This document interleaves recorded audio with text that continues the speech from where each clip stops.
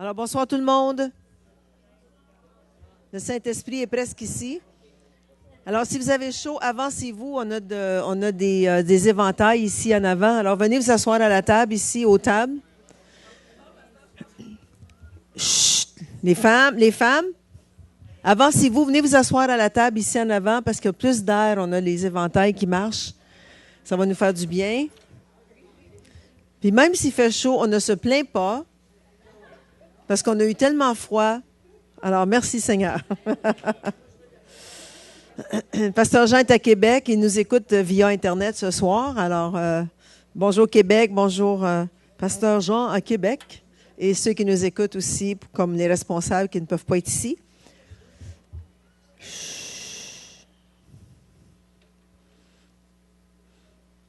Alors, soyez bénis. On va prier. Ensuite, on va passer la parole à Pasteur Denis, qui va nous enseigner ce soir pour les leaders. Seigneur, on te remercie, on te bénit pour ceux et celles qui se sont déplacés ce soir. Merci, Seigneur Dieu, pour la chaleur. On est content, Seigneur, qu'il fait une belle chaleur, Seigneur. Merci qu'on a un été cette année, Seigneur. Merci, Seigneur, de ton amour pour chacun de nous. Merci que tu nous oignes ce soir, que tu nous touches. Merci que tu touches Pasteur Denis, Pasteur Mathieu qui va enseigner en bas aussi. Merci pour cet été de puissance. Et tout le monde dit Amen. Soyez bénis et j'invite Pasteur Denis à nous partager la parole. Amen. Alléluia. Alors je vous salue encore dans le nom du Seigneur Jésus. Prenons ensemble dans le livre de Exode, le chapitre 4. Exode, le chapitre 4.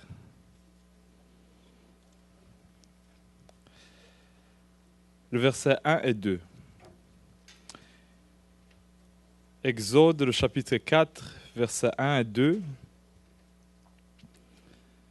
La Bible dit ceci, Moïse répondit et il dit, « Voici, ils ne me croiront point, et ils n'écouteront point ma voix. Mais ils diront, l'Éternel ne t'est point apparu. » Verset 2.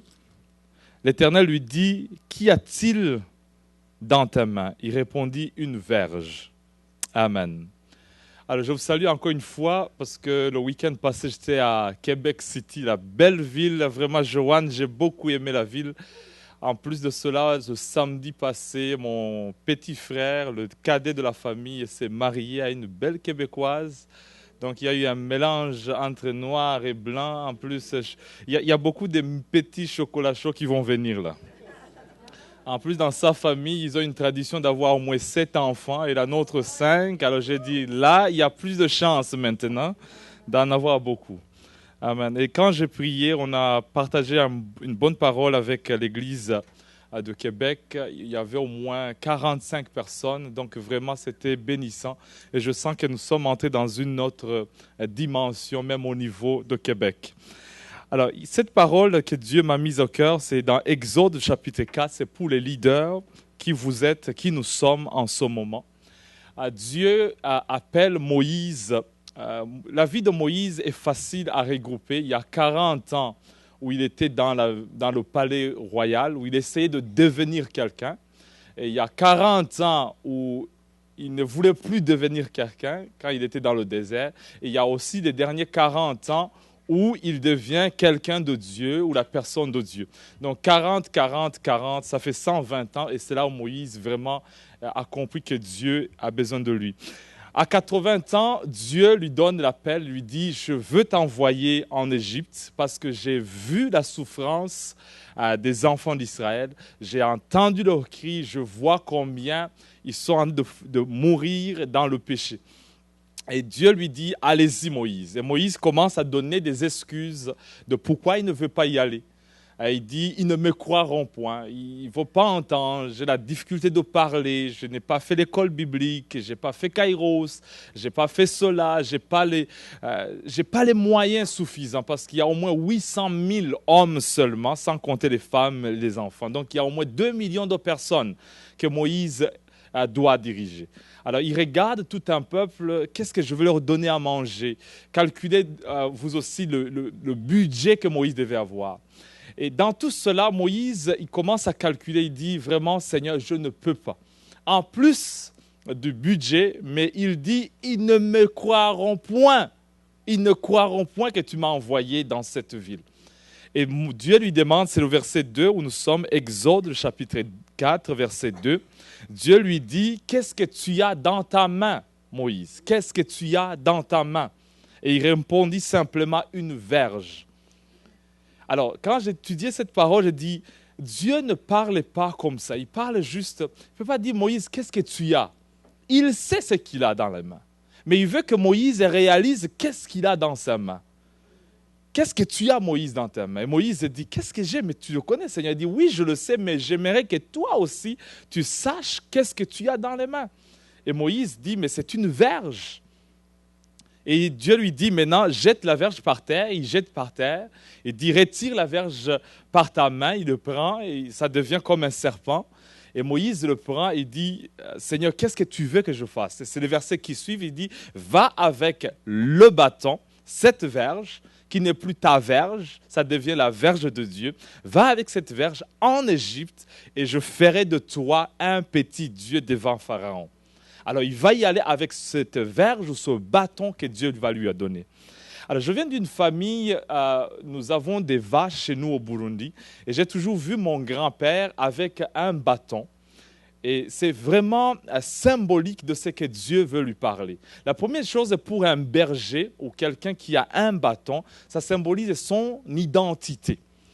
Comme les docteurs, si tu croises un docteur, il a toujours, comment on l'appelle, voilà, qui m'est difficile à prononcer ce mot-là. Si tu croises un électricien, tu as toujours un tournevis dans sa main de tester toujours là où il y a l'électricité. Si tu croises un charpentier, tu vas voir qu'il a toujours dans sa main soit un petit crayon à mesurer ou soit voilà, vous comprenez ce que je dis. Un professeur d'école a toujours 2 stylos, le stylo rouge, pour donner des échecs aux étudiants, et un stylo noir ou bleu pour dire « Ok, tu as passé ». Donc, chacun a toujours un matériel à utiliser pour sa carrière. Je regarde Bruno Decker, soit il a une calculatrice dans sa main pour calculer les impôts, les taxes. Donc, il a toujours quelque chose dans sa main qui symbolise sa carrière. Alors, Moïse aussi, il a une identité de sa verge. C'est un berger. Dieu lui appelle, il dit, tu as une identité. Et la deuxième chose que j'ai vu mon grand-père avec le bâton, ça symbolise aussi les ressources financières. Plus tu as beaucoup de bétail, plus tu es riche. Ça peut être des vaches qui sont maigres, mais en nombre, ça symbolise beaucoup de choses. Les ressources financières. Donc, quand Dieu lui demande, Moïse, qu'est-ce que tu as? Non seulement il y a l'identité, mais il y a aussi les ressources financières que symbolise ce bâton. Et la troisième chose, c'est le côté d'influence, parce que Moïse devait influencer les brebis ou les chèvres ou les vaches à maintenir le chemin. Alors, il a dans ses mains 3 choses que Dieu est en train de lui parler. Il dit, je veux que tu comprennes ton identité. Il faut que tu comprennes tes ressources financières que je te donne dans tes mains et que tu comprennes aussi ton influence que tu as. Alors, j'étais à Québec en train de regarder dans cette église. Il y a 2 jeunes filles qui nous suivent dans cette ville de Chicoutimi. Et j'ai dit, vous venez d'où? Ils m'ont dit Chicoutimi. J'ai dit, quoi? Chicoutimi. J'ai dit, vous parlez en langue chez vous, là. Alors, ils m'ont dit qu'ils ont suivi le centre réveil par via d'Internet. Et ils ont suivi les enseignements et ils ont voulu voir le centre réveil. Alors, le campus du centre réveil le plus proche, c'était à Québec. Et ils sont partis, ils étaient là. Alors, on a fait la prière et j'ai dit, qu'est-ce que vous aimeriez compris pour vous? Il dit, on veut parler en langue comme pasteur Jean le fait. J'ai dit, waouh! Ce soir, Hélène est là. Il y a un jeune monsieur qui vient d'entrer, il vient d'Haïti. Il a dit, il a suivi l'enseignement de l'esprit de Jézabel, du pasteur Jean, et il aimerait voir ce qui se passe. Et il vient d'entrer tout à l'heure, il est ici en bas, il va nous suivre. Alors nous devons comprendre l'identité du centre réveil. Ce que nous sommes, ce que nous représentons dans ce monde ici.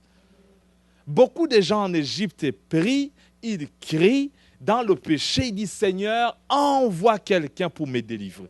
Et ils attendent vous, moi, les leaders, pour qu'on puisse comprendre ce que nous sommes. Ce que nous sommes dans le monde francophone.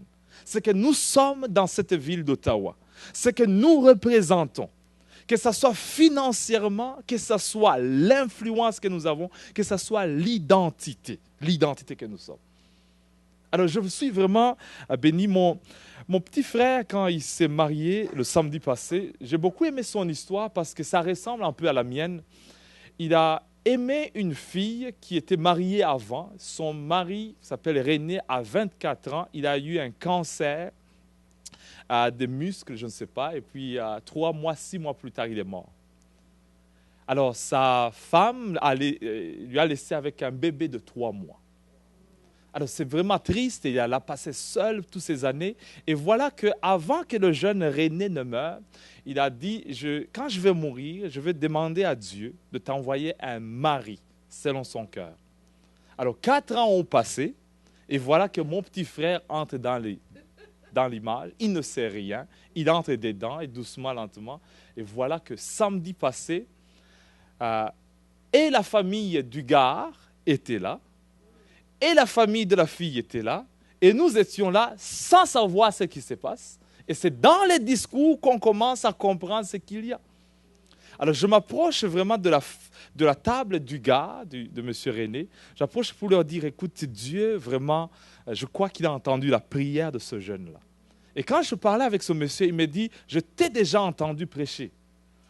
Je le vois avec une grosse croix de Jésus-Christ. J'ai dit, en tout cas, vraiment, j'ai dit, tu m'as entendu où? Il a dit, sur le site d'internet qui s'appelle centreveil.com. J'ai dit, est-ce que tu suis ça? Il m'a dit, oui, j'ai vu sur Télémag Québec, et j'ai suivi ça, et j'ai suivi qu'il y a un monsieur africain là, et j'ai suivi, et tout d'un coup, je réalise que vous êtes frère de Patrick. Et le monde est petit. Et quand j'ai suivi ça, j'ai dit, waouh! Et ma première question, j'ai dit, est-ce que tu as reçu Jésus-Christ dans ton cœur? Il dit, oui. Et il me dit, et je vis par la foi. Et j'ai dit, amen. Alors, vous comprenez, j'étais là, qu'est-ce que Seigneur, tu m'en prends ici? Il dit, qu'est-ce que vous avez entre votre main? Retourne à Gatineau, retourne à Ottawa et dis à mon peuple que je les ai appelés et que dans les mains du Centre-Éveil, nous avons une identité que nous devons découvrir. Dieu sait ce qu'il nous a confié. Dieu sait ce qu'il nous a donné. Mais il veut que nous puissions réaliser, chacun de nous, et surtout nous les leaders. J'aimerais que tu puisses enlever les doutes, que tu puisses enlever les peurs, dire Seigneur, est-ce qu'on va y arriver ou pas? Oh Seigneur, je ne sais pas parler, ou je ne sais pas comment dire. Écoute, Dieu t'a choisi. Et tu dois commencer à croire en toi-même, à croire en toi que tu es capable. Tu es capable, Moïse. Tu es capable. Tu es capable de faire ce que Dieu t'appelle à faire. Que ce soit pour chanter, que ce soit pour diriger un département, que ce soit dans toutes les œuvres que Dieu t'a confiées. Il sait au fond que tu es capable. Et la deuxième chose, les ressources viennent de lui. Elle dit, retourne là-bas, Denis. Dis-leur, il va ouvrir les écluses des cieux. Moïse ne pouvait pas donner à manger et à boire à 2 millions de personnes. Impossible. D'ailleurs, lui-même, il était dans le désert. Et je crois que le désert ici symbolise le désert des financiers aussi. Moïse est venu broke. Il est venu vraiment, tu vois, un monsieur de 80 ans. Complètement dans la vie, on peut dire, il a raté sa vie. Mais est-ce que vous avez remarqué que dans la Bible, Dieu utilise les gens à partir de 80 ans? Aaron, c'était 83. Hein? Abraham, c'était 75 ans. Hein? Ça s'en vient. Alors, Dieu attend au moment où tu dis, Seigneur, je ne peux plus vraiment avec ma force. Lorsque tu dis que je ne peux pas, Dieu maintenant embarque dedans. Mais aussi longtemps tu dis, j'ai un bon job, je sens que je suis capable, je sens que la santé est meilleure. Là, Dieu va te laisser un peu. Mais Dieu veut que nous puissions réaliser la grandeur de ce que nous sommes en train de faire. Le Centre-Éveil, avec la vision, j'étais là, je disais, Seigneur, on logeait dans les condos de Beaupré, de Sainte-Anne. My goodness, quelle beauté là! Je regardais, je disais, Seigneur, dans tous ces coins, il y a des gens qui nous suivent, qui nous écoutent. Comment je suis tombé dans ce trou ici? Hein? Mais une chose est certaine, Dieu connaît tous ces âmes-là et il les aime. Et j'ai beaucoup aimé cette ville-là. Et je crois que Dieu vraiment appelle le centre réveil pour la francophonie. Le pasteur Jean ne peut pas lui-même. Il est retourné aujourd'hui. Il est là pour travailler encore. Et je sens qu'il a besoin d'une équipe, moi et toi, solide, qui comprenne l'identité du centre réveil. Le DNA, l'ADN du centre réveil. Alors nous devons vraiment mettre ça en nous-mêmes. Confesser, croire que oui Seigneur, nous sommes derrière toi. C'est difficile, c'est grand, mais nous allons te suivre. Les ressources viendront et aussi Dieu va faire croître l'influence que nous avons. Alors c'est cette parole vraiment que j'aimerais vous donner. Et je dois remettre le micro à Pasteur Louise, mais j'aimerais vraiment que tu touches ton voisin, tu dis, crois dans ta destinée. Crois dans ta destinée. Crois dans ce que Dieu t'appelle à faire. Près de nous, les mains, nous allons prier ensemble, Seigneur. Alléluia. Prends la main de celui qui est à côté de toi. Nous allons prier en tant que leader. Seigneur, mon Dieu, mon roi, nous croyons, Seigneur, à ce que tu nous dis, Seigneur. Tu as dit à Moïse, avec ce bâton, les gens vont croire que tu es le Dieu d'Abraham, d'Isaac et de Jacob. Seigneur, ce soir, nous venons en tant que leader du centre réveil, Seigneur. Nous venons avec l'identité, les ressources et l'influence que tu nous as données, Seigneur, afin que nous puissions marcher vers l'Égypte, Seigneur, avec ta verge, Seigneur, pour faire ce que tu nous demandes de faire. Je bénis, Seigneur, mon Dieu, moi, les leaders ce soir, au nom de Jésus, que nous soyons en feu, Seigneur, en feu, Seigneur, en feu, Seigneur, en feu, Seigneur, chaque fois que nous nous réunissons, Seigneur, que nous puissions aller au-delà, Seigneur, au-delà de ce que nous demandons, au-delà de ce qu'on peut même imaginer, Seigneur. Merci Adonai, merci El Shaddai, car tu es grand et puissant, le Dieu d'Abraham, le Dieu d'Isaac et le Dieu de Jacob. Merci pour ton alliance dans ce lieu et nous te bénissons de ce que tu vas faire, ce que tu as déjà confirmé par la voix, Seigneur, de tes prophètes et de tes serviteurs. Que la gloire te revienne au nom de Jésus-Christ. Amen, amen, amen. Si, super, super bon. Amen. Patricia, viens donc. Patricia va témoigner dimanche, mais j'aimerais qu'elle partage aux leaders. Vous êtes toujours en avance sur les nouvelles puis les témoignages. Amen. Témoigne un peu. Je me demandais. Non, c'est à cause que au début de l'année, j'avais été faire examiner. J'avais été sur Chiro, puis j'avais vraiment les hanches vraiment décalées. J'avais une bonne hanche dedans. Puis finalement, j'ai décidé de ne pas continuer les traitements. Puis aussi, j'étais couverte de kisses sur mes ovaires, en tout cas. Fait que là, j'étais allée voir un spécialiste vendredi. Puis elle m'a tout examiné, puis elle a vraiment regardé mes hanches. Puis l'affaire, c'est que une couple de mois passés, pasteur Mathieu, Madeleine, il y avait Jocelyne puis Denise. J'y explique ma situation. Je dis, hey, mes hanches sont vraiment décalées. J'ai dit, je sais pas qu'est-ce que je vais faire, là.